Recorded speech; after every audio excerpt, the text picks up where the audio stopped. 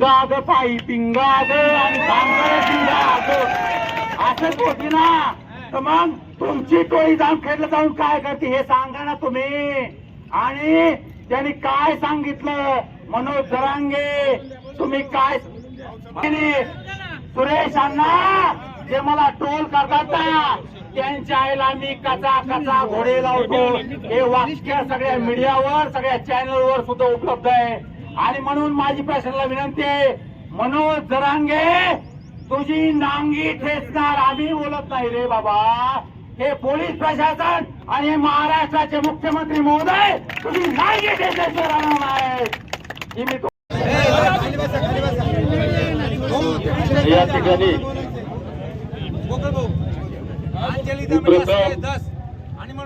स्वर्गीय संतोष देशमुख यांच्या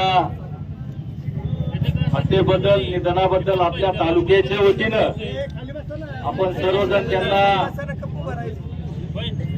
श्रद्धांजली सर्वांच्या वतीनं आपण त्यांना श्रद्धांजली वाहू.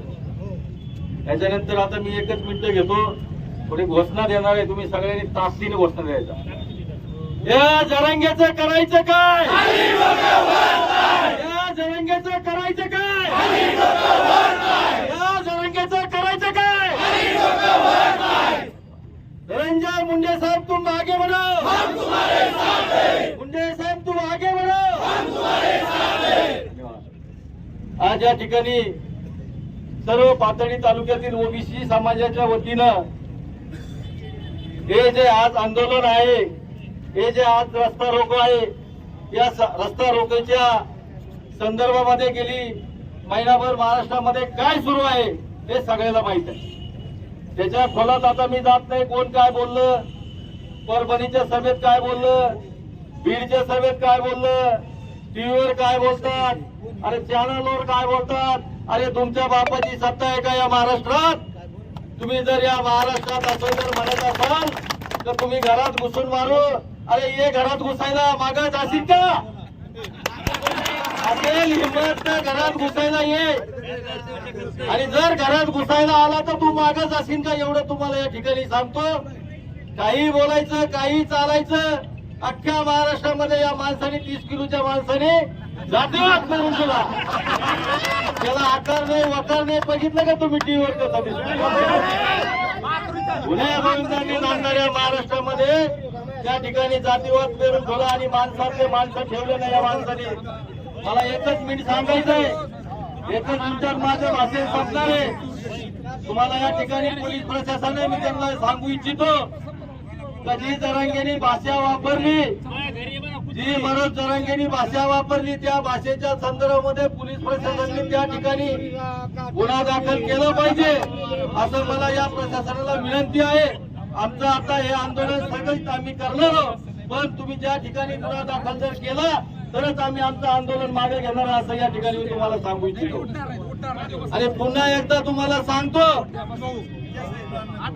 जर धनंजय मुंडे साहेबांच्या साधी गाडीला जरी एखादी खरूद आली तर हा महाराष्ट्र पेटवल्याशिवाय आम्ही थांबणार नाही एवढं तुम्हाला सांगतो. आणि पोलीस प्रशासनाला विनंती करतो जोपर्यंत तुम्ही या ठिकाणी गुन्हा दाखल करत नाही तोपर्यंत आम्ही या रस्त्यावर उठणार नाही एवढंच बोलतो आणि या ठिकाणी थांबतो. धनंजय मुंडे साहेब तुम आगे बढ़ो.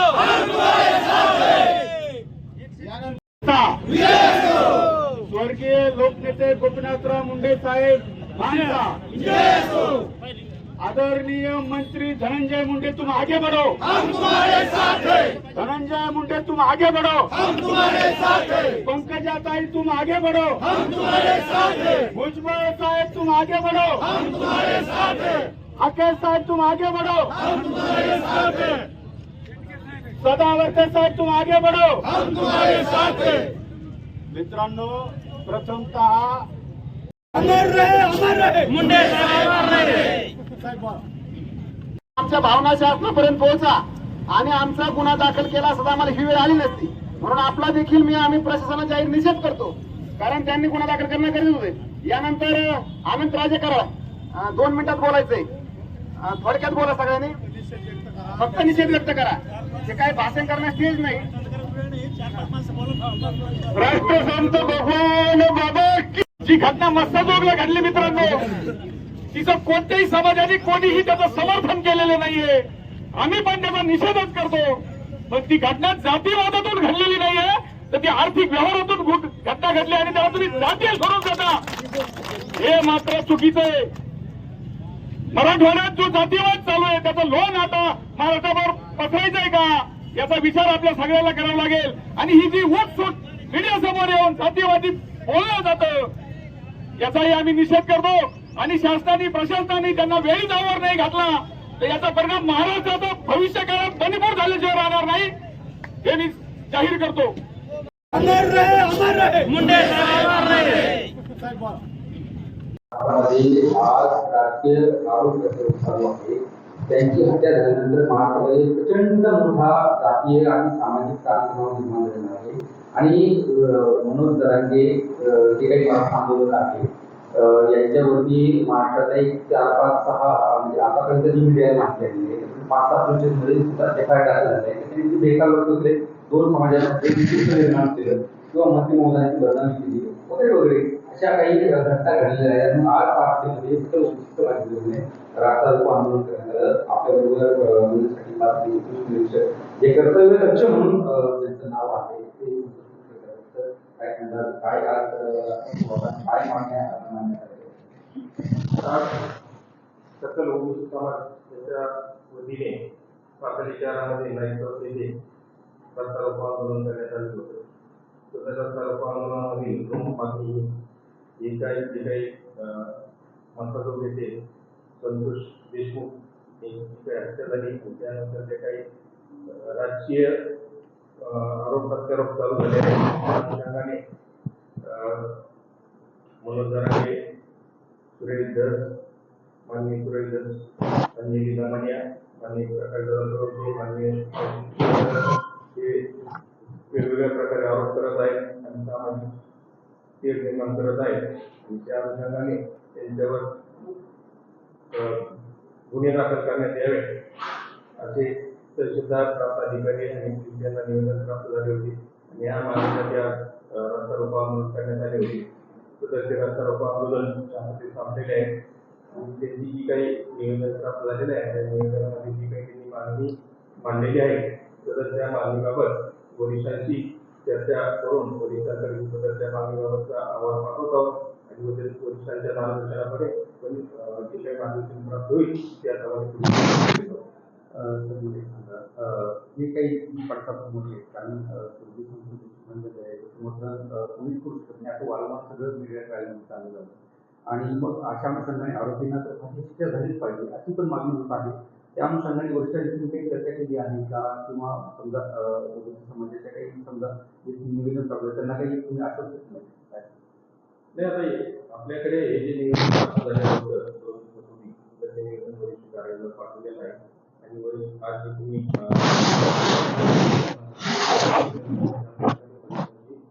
चर्चा चालू आहे.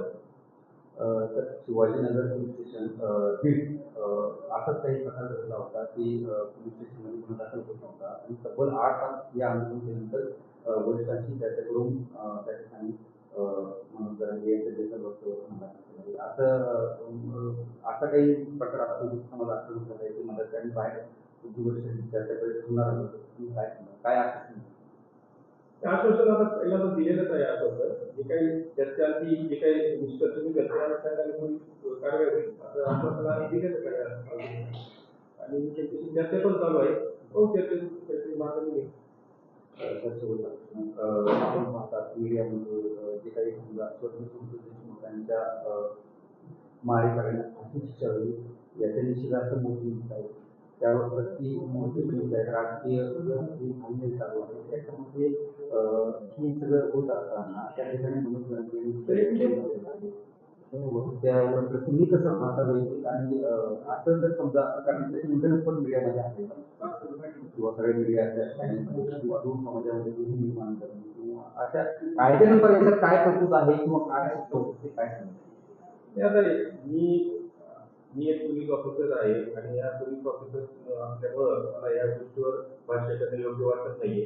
जी काही कायदेशीर जेवढ्या गोष्टी आहेत त्या कायदेशीर गोष्टी फक्त पालन करणं एवढंच आमचं काम आहे. आम्ही राजकीय भाष्य किंवा इतर कोण काय तत्वाबद्दल भाषा करणं योग्य नाही त्याबद्दल मी काही भाषा करणार. आपण पाहिलं की कर्तव्य